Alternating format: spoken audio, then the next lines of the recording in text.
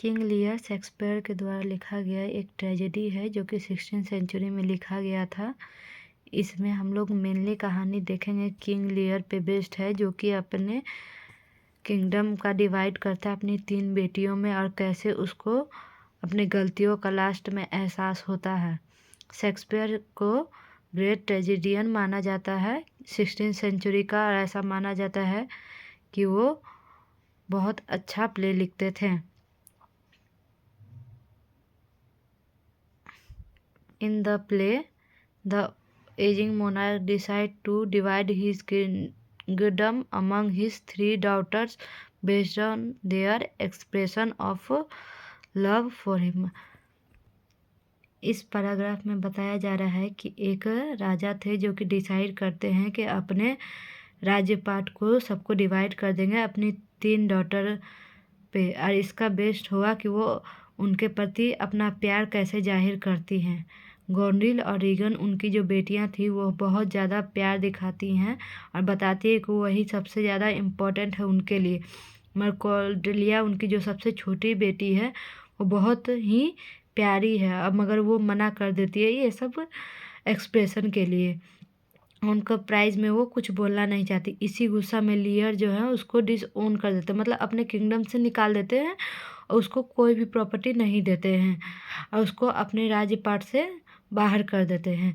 तभी कॉर्डेलिया जो है उनकी छोटी बेटी मैरी शादी कर लेती है किंग के फ्रांस से और चली जाती है लियर का बिना आशीर्वाद लिए बिना फ्रांस।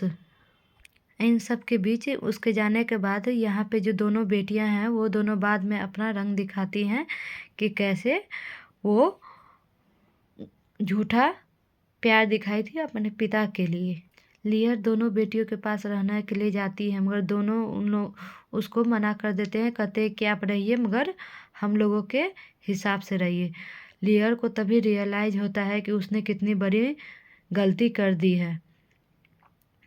गोंडिल और रीगन जो है ना वो दोनों जो है अपने पावर का गलत इस्तेमाल करके लियर को पागल बनाना चाहती हैं। Together with his full and loyal noble man Kent disguise as a servant, Lear takes refuge in a stormy heath. इसमें जो है फूल और उनका लॉयल नोबल मैन जो था केंट, वो दोनों सर्वेंट के रूप में अपने आप को छुपा लेता है। वो दोनों लियर को लेके जाता है एक बहुत बड़े तूफान में, जहाँ पे एक नोबल मैन रहता है ग्लूचेस्टर, जो कि वो विक्टिम ही होता है अपने नाजायज बेटे एडगर के कारण। एडगर जो है वो अपने आप को एक बेगर के रूप में कन्वर्ट कर लेता है जिसका नाम होता है पुअर टॉम, और वो लियर का साथ देता है क्योंकि वो उसका अपना बेटा होता है।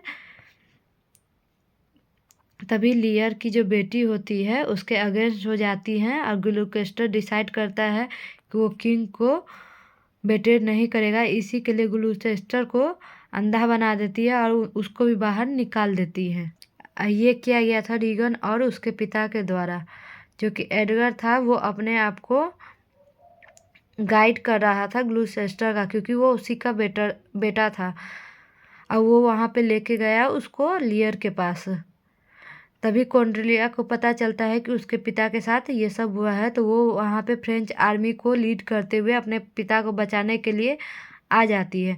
तभी ट्रेजेडी होता है, जैसे कि बहुत सारे कैरेक्टर मर जाते हैं, जैसे कि एडगर मार देता है एडमंड को, ग्लूचेस्टर डाई हो जाता है, गोंडिल पॉइजन दे देती है रीगन को और खुद का भी जान ले लेते। कॉर्डेलिया भी है लास्ट में मारी जाती है और लियर भी उसके सदमे में मर जाता है। लास्ट में सिर्फ एल्बनी, एडगर एंड केंट बचे रह जाते हैं, वही लोग किंगडम को चलाते हैं। और ऐसा माना जाता है कि इसमें बहुत ज़्यादा बेट्रेल है, मैडनेस है and consequences of misplaced trust है। टाइटल, इसका जो टाइटल है फुल टाइटल ये है the tragedy of King Lear. ये प्ले बेस्ड है the mythical figure of लियर of Britain. इसमें बहुत सारे मेजर थीम्स को बताया गया है, जैसे कि justice, the struggle between authority and chaos, reconciliation and redemption. The play delves into the conflicts within families where greed and cruelty clash, with support and solace. Emotion are intensified and magnified to an immense degree. Moreover, the portrayal of old age in the play highlights its vulnerability, pride and perhaps wisdom. इस play में हम देख सकते हैं कि किस तरीके से एक एजिंग मैन को धोखा दिया गया उनकी बेटियों द्वारा। कैसे उनकी जो सबसे छोटी बेटी थी वो उनके सपोर्ट में थी, लास्टली वो उसको भी मार देते हैं। इसी के दुख में वो लियर भी मर जाते हैं।